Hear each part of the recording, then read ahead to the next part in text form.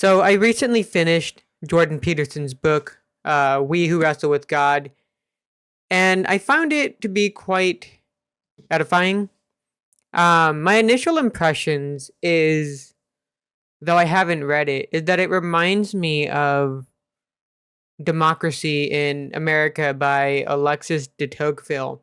And in that book, Democracy in America, Alexis de Tocqueville writes that in his observations of observing the very Protestant and ambitious culture that surrounds America, um, he made what I would consider a kind of secular prophecy, which is that America would either disseminate into a sort of atheism as a culture, or it would eventually submit itself to Catholicism.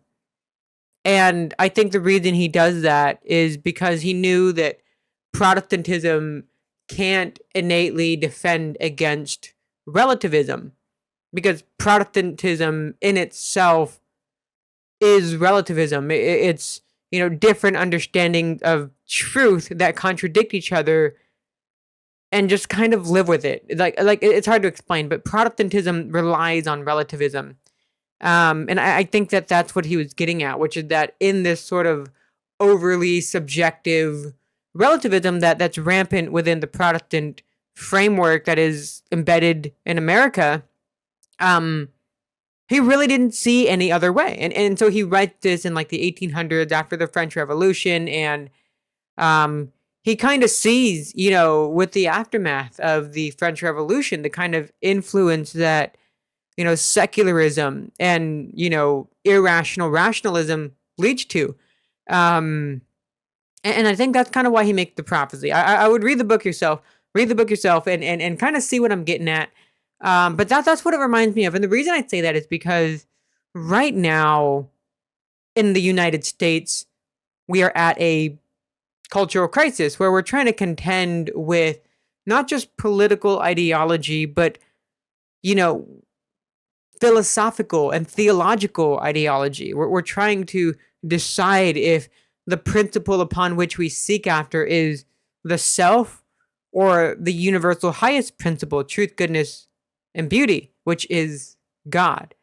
And this book, I think, is a not fulfillment, but a kind of prefigurement to the fulfillment of said prophecy. And so to kind of get what I'm saying is, throughout the book, Jordan Peterson references Nietzsche a lot, because Nietzsche writes the famous words, God is dead, although people tend to misunderstand what Nietzsche was trying to get at. But in the conclusion of the book, Jordan Peterson says, God is dead, no. Deus renatus est, which means God is reborn. And in that sense, as somebody who is pursuing a degree in literature, I'm about to graduate with a degree in literature and English. This is, in a similar sense, the kind of literary work that has the potential to define a culture, which is the response to that statement, God is dead. Jordan Peterson says, absolutely not, which I think is obviously the right way of looking at it. When Nietzsche writes the statement, God is dead, Nietzsche is trying to get at the notion that, because of mankind's descent into its sin, we have essentially killed God, making us the worst murderers to ever exist. And so what Jordan Peterson is trying to get at in this book is, actually, no, it's the opposite. We kind of find ourselves wrapped back around trying to pursue the very highest principle that we try so desperately to avoid.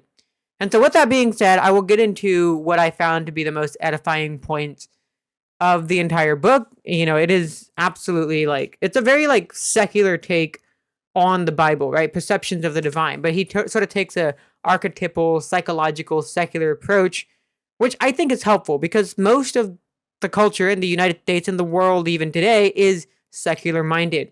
And so it's very helpful to kind of pursue the Bible from a secular mind at least even as a Christian, to help other secular minds understand what Scripture is trying to teach, at the very least from a psychological perspective, to show that it's valid in more ways than one, and that it's true in more ways than one.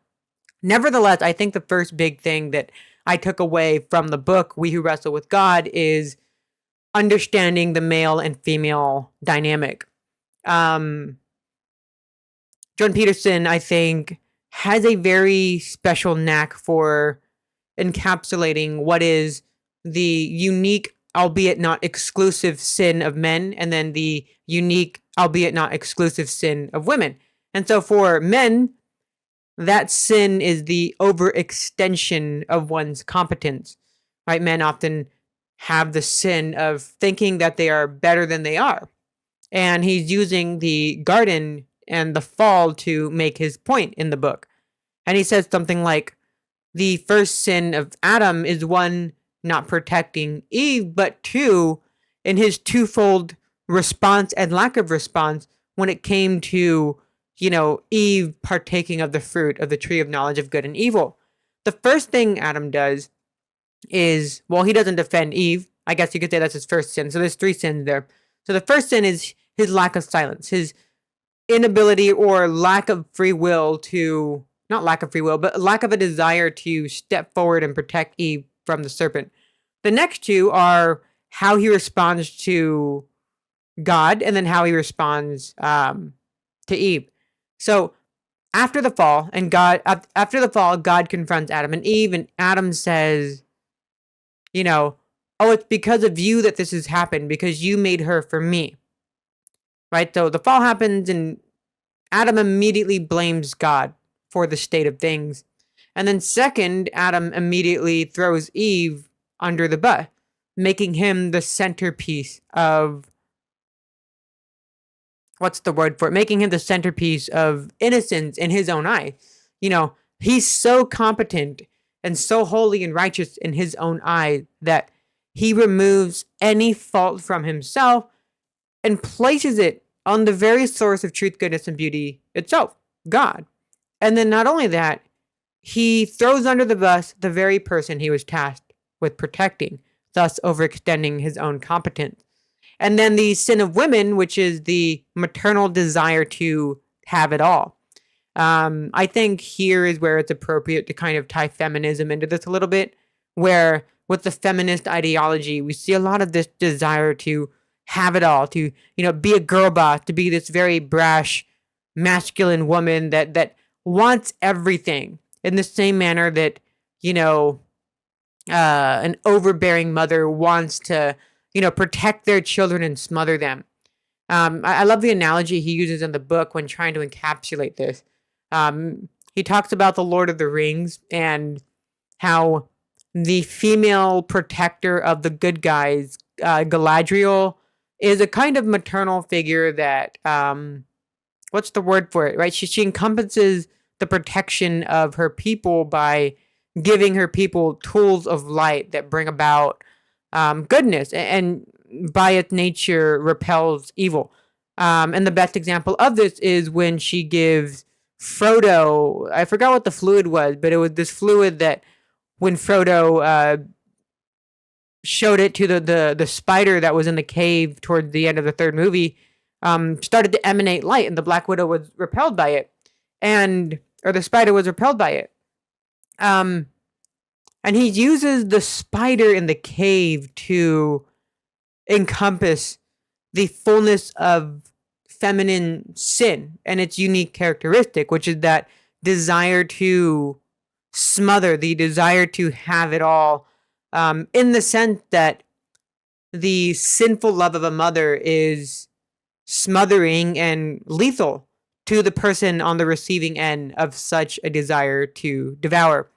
And so we see this kind of in Eve's response to the serpent, which is, when the serpent is tempting Eve, the serpent says, will you surely die? You will not surely die after you eat the fruit. And Eve then gives into the temptation, which is that desire to, yeah, you're right. I can have this and this other thing. I can have this and this other thing. I can have, right, this fruit, this temptation, and still have God, which is like, no, that's not okay. That's wrong, and precisely the fact that, there is a firm need to take a masculine stance against the very forces of evil when it comes to it. And of course, at the time, it was Adam's job to protect her from that. But the point is that, right, the maternal instinct is to think that one can have both sin and virtue when that maternal instinct is corrupted. And I thought that was an absolutely brilliant point that he makes. And it's, even as far as just relationship advice, I found this to be helpful in my own personal life, but I find it to also be practical as far as how you approach understanding both men and women. The second point, the overbearing parent.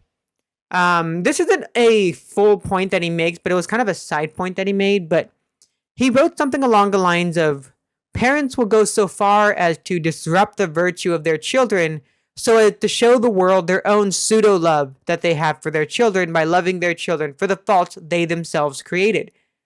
Which I found to be a fascinating point. And so what is Jordan Peterson trying to say? Well, he's essentially making the point that, parents in their sin will destroy the innocence, the virtue, or you might call it sanctity or holiness of their children for the purpose of damaging them, for the very purpose of showing the world that they love their damaged children, which they created to show that they are more virtuous than they actually are. And if you don't believe that, just look around at some of the worst parents that that would actually go as far as to, bring about their wrath and abuse their children and then come off as good people to the rest of the world by loving their children so much, when actually the virtuous thing was to protect and do the hard work of cultivating virtue in their children and loving them enough to preemptively instill a desire for virtue in their children such that they are better people for society, better people to love, better people to like, and better people such that they can conform their world to the will of our source of truth, goodness, and beauty, which is God himself. And I thought this was an absolutely phenomenal point, that this actually helped me understand the concept that though all children deserve parents, not all parents deserve children. The third one, which was a lot about ideology. Those who follow ideology with religious zeal operate under the notion that all that is known is all that needs to be known, which is an allusion, Allusion, to Jesus' words that the doctrines of men are the end all be all.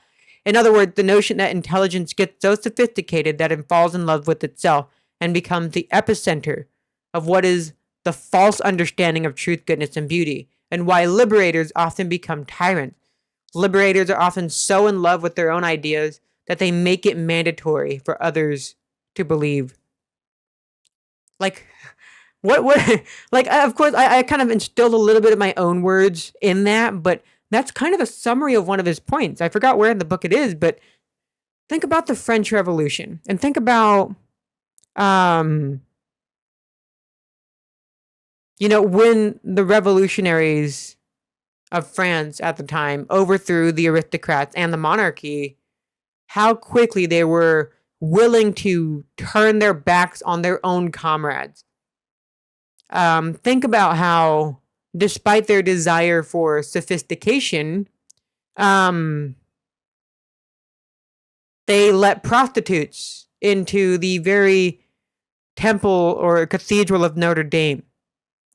Right? Their desire to seek out reason and goodness led to the desecration of one of the most beautiful cathedrals in the world. Look at how they treated Marie Antoinette. There's a poem by Edmund Burke that I love. It's not even a poem, it's just an explanation of the historical context of Marie Antoinette. And Edmund Burke is writing, and he talks about the death of Marie Antoinette as if it was the death of the Blessed Virgin Mary, where I think Edmund Burke writes in this excerpt, you would think that, 1,000 men would, jump from the ceiling if someone so much as looked at Marie Antoinette with, a look of disdain. Right? That's how much sophistication a Catholic Christian country has, is that they would be willing to fight for the very purity and innocence and love of their queen, Marie Antoinette. And he goes, because of this reversal in paradigm, there goes the death of sophistication and camaraderie and masculine love that men are supposed to have for women. And here comes the age of, sophisters and economists and just secular minded people.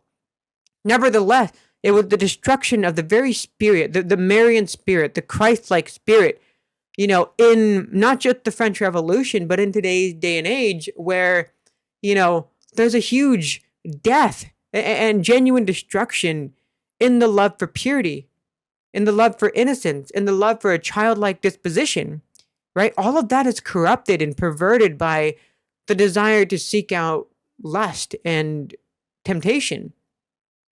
And nevertheless, the end to that is the kind of ideological war we have today, where we have, on one side, people trying to fight for the notion that, men can't become women and women can't become men. And then the other side, so tyrannically dug into that ideology that they're making it mandatory for others to believe. And that's what it is. It's the Luciferian intellect, the intellect that falls so in love with itself, it rejects anything outside of itself. The next point, which is actually broken up into two different points. It's 4A and 4B just because I couldn't quite merge them, but I couldn't quite, they're too similar that I can't make them their own points, but they're not so similar that they're one point. Nevertheless, 4A is God isn't merely the intellectual assent to a concept, but the pursuit of the highest principle, the universal source of truth, goodness, and beauty. Truth, goodness, and beauty in one's life stands apart from one's own desires. Truth, goodness, and beauty is that which is the true, the good, the beautiful, not just in one's life, but in the world, in all cases, and universally so. Right? So truth, goodness, and beauty is not just the highest principle to seek after for you personally, but it unanimously with that is the highest principle for everybody else. Which leads us to the second point, which is that it's not that the followers of God are those that insist that their God is the one true God, but rather that the true followers of God, the true followers of Yahweh, are those always seeking to pursue the highest principle, the source of truth, goodness, and beauty, which is the axiomatic unifier of mankind.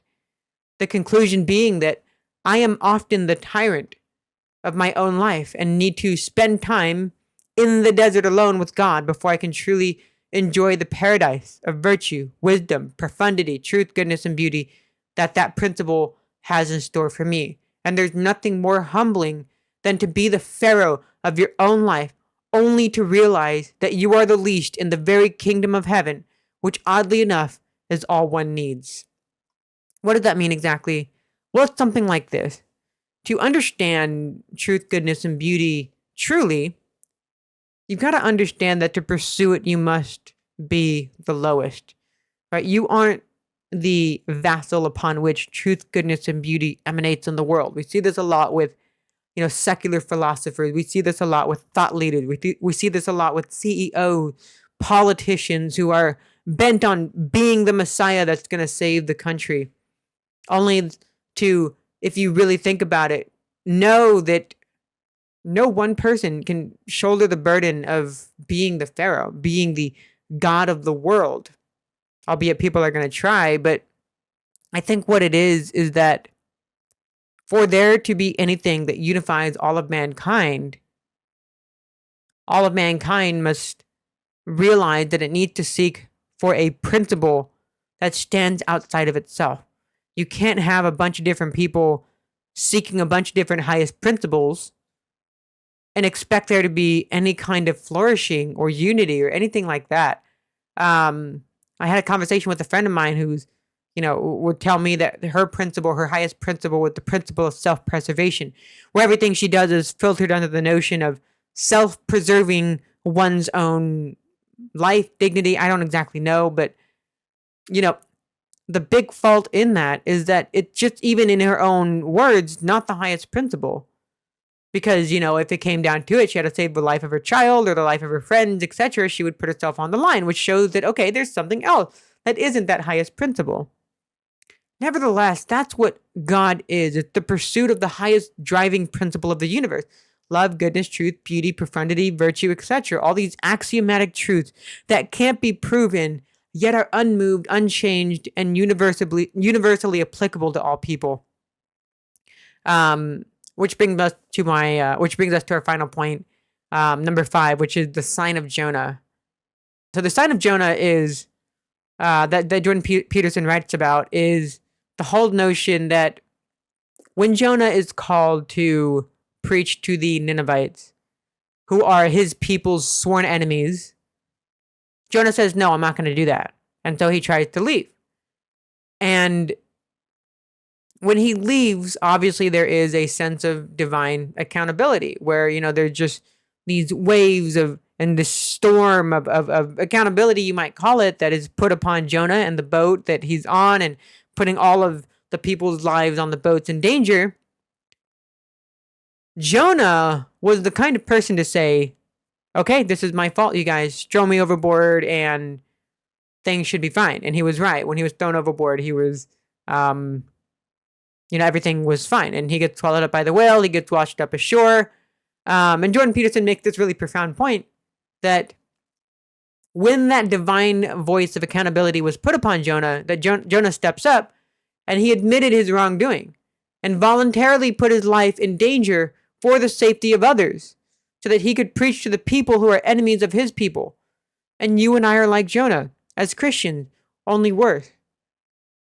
You see, when that divine voice of accountability comes upon us, you and I, more often than not, will not admit that we're wrong. Will not admit that we still are called to preach the gospels to our sworn enemy, even at the expense of a reputation, even at the expense of, experiencing humility or degradation, or in some cases throughout the world, persecution, as Christians in other places that are not here experience. Jonah is the one that admitted he was wrong, saved the people that he put in danger by his own lack of a desire to answer the call of God or the source of truth, goodness, and beauty. And that was it. It was a matter of, bear the heaviest cross, preach to your enemies up the steepest hill, put your life in danger toward the most painful death. Do that which you don't want to do. Cultivate virtue in precisely the way you don't want to cultivate it. Preach to those to whom you are the most agitated by. Preach to those that you don't even know how to preach to. And that's the sign of Jonah. It's bearing the heavy cross of accountability, self-awareness, and to face your spiritual weaknesses and shortcomings in the most vulnerable and uncomfortable manner. And that's what it is. That's the sign of Jonah. And I think that's a very practical way of looking at it, I would say, but I wasn't even going to include this final one until I really read it. And I was like, no, there's something here. There's something about realizing that we're called to be a Jonah. We're called to be, a type of Christ, a reflection of Christ in the world, a reflection of Mary in the world. Nevertheless, those were the wonderful and like profoundly insightful points that I was able to ascertain out of the book, We Who Wrestle with God. I loved it. It is a literary work. It is truly, a mark of the kind of thing de Tocqueville was talking about when he said that eventually the United States is going to come to an ideological war between secular atheism and Catholicism. Right? We can't unify under Protestantism because by its nature, Protestantism is, the dissemination into subjectivism. Whereas Catholicism is subject to a pontiff, a bishop, the Bishop of Rome. Nevertheless, that's a whole different kind of video. With that being said, God bless. May the grace of our Lord Jesus Christ be with you always.